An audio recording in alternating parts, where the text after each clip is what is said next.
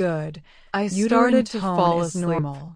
I woke up only when he jingled the instrument and told me that I could get dressed, but it is unlikely to change the overall picture. My legs were shaking and shaking. But after you're done, my head was in a fog. You'll come see me again. I wanted to sleep and sleep. Okay. Apparently, I shook my head, stress had not receded, fully understanding what he was telling me, only apathy, because I couldn't be pregnant. And he was obviously live in nervous tension all the time. And to my husband, no human body into whose hands he was handing me over. You don't need to be nervous anymore. He was also saying something completely wrong. Pregnancy is proceeding normally, and my husband and smiling as if he had won a prize. I will write you a referral for an ultrasound and divorce me. With unlikely to change the overall picture. Is he trying to save me?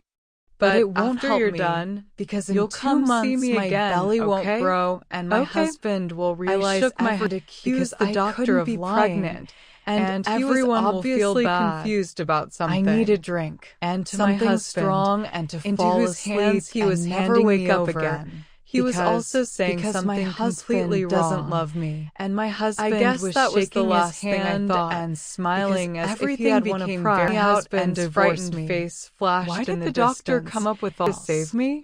I woke up at home because I was surrounded by butterflies. Won't grow. Husband will realize hung on the chandelier when we were accused the doctor out of color paper, and I thought that you were leaving me because of the children.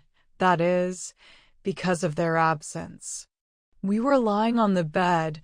My husband hugged me by the shoulders and warmed my belly with his palm, in which very soon someone will be moving and tapping his heels on the barrier that does not let him into the adult world, from which every now and then voices are heard and reciprocal shocks are felt, and colored butterflies were flying above us.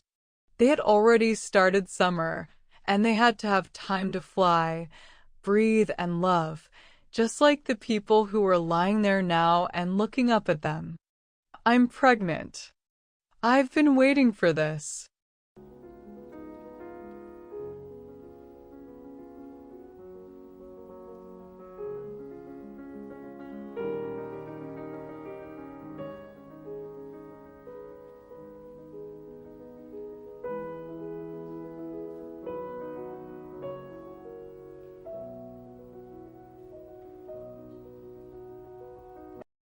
I could not get pregnant for a long time. Avail.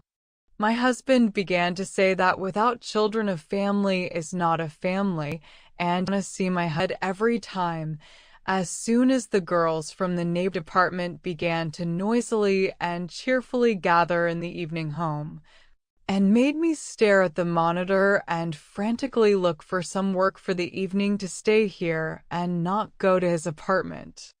My apartment slowly flowed into my workplace in the form of books, my favorite cup, a warm plaid, and even a teddy bear desk. That's also where I now kept my bottle of cognac at work.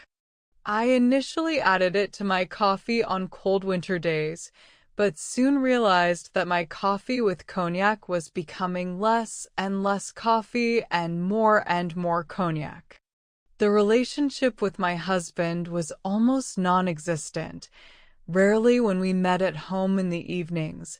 Mostly we saw each other, and that I tried to keep conversations to a minimum, or diverted his attention to some interesting programs, or immediately turned on a movie. I had it once a month ago barely. He said that he wanted to talk to me, and drove off. You have an appointment at the... You will have time to wash up and come to your senses. By the way, how are you feeling today? It was such an unexpected question from my husband, who, as it seemed to me, had long been indifferent to me and did not need me, that I did not find what to say. I showed direction the rest of the way. The clinic was nice and quiet, plain pastel walls, unhurried girls in blue coats, flowers on the windows in the corridor. The doctor was pleasant too. At me, asked me not to be nervous, and offered to go dress while he looked at all the documents and tests my husband had given him upon entering the office with a pen, making some marks in his notebook, and I the screen half undressed, and was afraid to go out and sit in the chair. I didn't understand why my husband had organized this farce. He had clearly made me realize that if there were no children, there was nothing. And now, there was nothing. And now, only letting me go and let me die in peace, he dragged me to this clinic, where I was immediately taken to the long time they pricked my hands with needles, trying to pump out at least some blood did not flow, and my head on the contrary, losing the world around me. He could have just let me go, but he dragged me here, and now he had me standing behind a screen, hesitantly stepping from foot to foot. I hadn't even had lunch today, I thought, and a wave of nausea rolled over me at once. I jerked and clamped my hands over my mouth, not knowing where to go. The doctor said very calmly without raising his head, "Wash your face, calm down and sit down in the chair. I need to look well. Your tests are here." Your husband was right. You really have everything great, but still we need an examination too. Are you ready? Yes, I whimpered and slowly climbed into the examination chair, as if I had entered a torture chamber. The doctor's hands were attentive and calm, no sudden movements, no pain. Quiet. I started to fall asleep. I woke up only when he jingled the instruments and told me that I could get dressed and sit down at his table. Shaking, my head was in a fog. I wanted to sleep and sleep. Apparently, the stress had only apathy, and it is true, it is impossible to live in tension all the time. No human body can withstand it. You don't need to be nervous anymore. You don't need to be nervous anymore. Pregnancy blood is good. Uterine tone is normal. I will write you a referral for an ultrasound and some is unlikely to change the overall picture. But after you're done, you'll come see me again, okay? Okay. I shook my head, not fully understanding what he was telling me, because I couldn't. And he was obviously confused about something. My husband, into whose hands he was handing me over, he was also saying something completely wrong, shaking his hand and smiling as if he had won a prize, while he wanted to kick me out and divorce me. Why did the doctor come up with all this? Is he trying? But it won't help me. Because in 2 months my belly won't grow and my husband will realize everything, and he will kick me out anyway and accuse the doctor of lying, and everyone will feel bad. I need a drink, something, because my husband doesn't love me. I guess that was the last thing I thought, because everything became very dark and scary.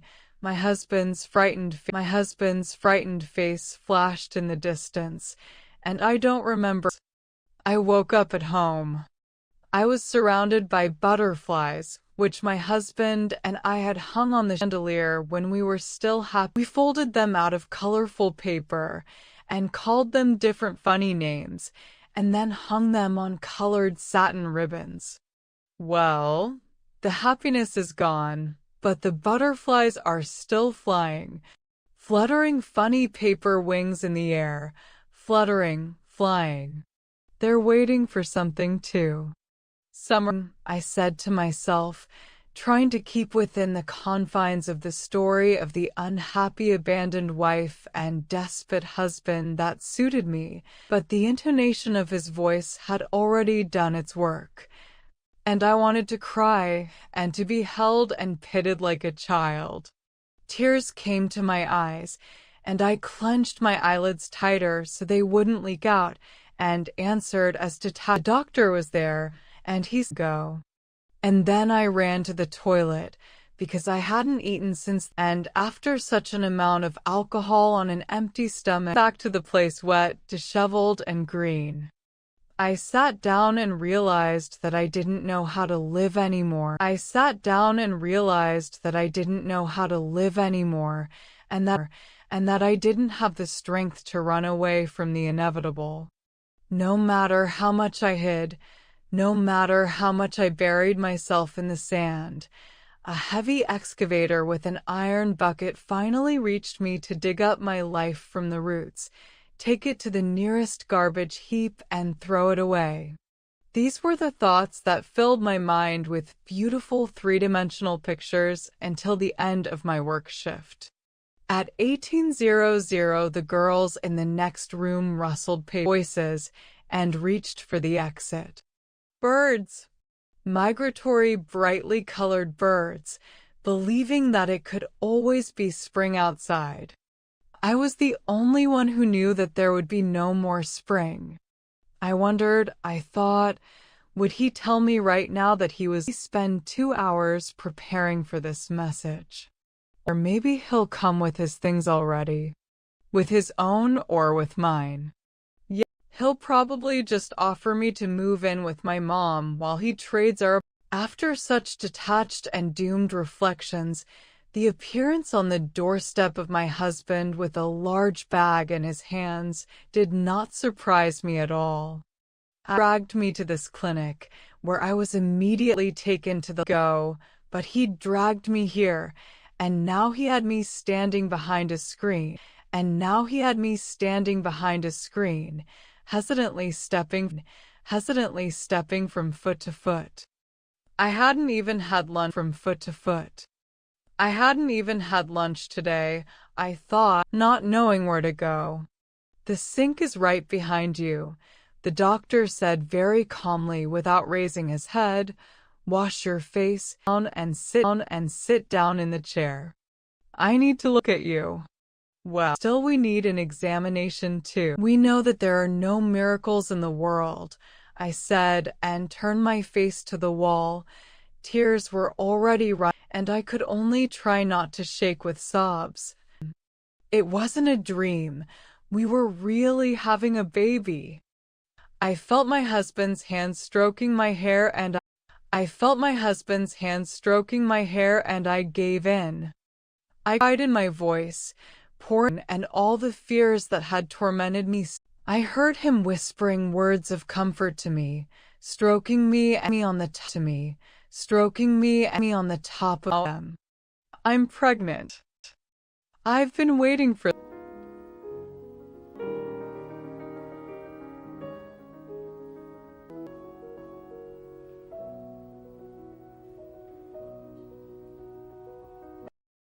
I could not get pregnant. It seems